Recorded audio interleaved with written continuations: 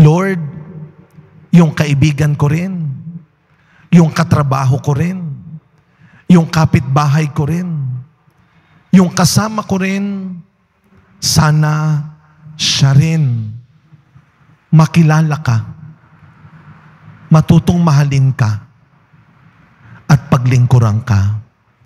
Sana sila rin gumaling, guminhawa, at mailigtas. Ipagdasal natin sa Diyos na wag lang tayong makatagpo ng mabubuting makakasama sa buhay.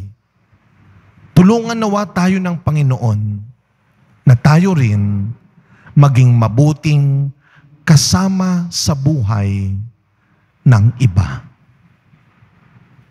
Amen.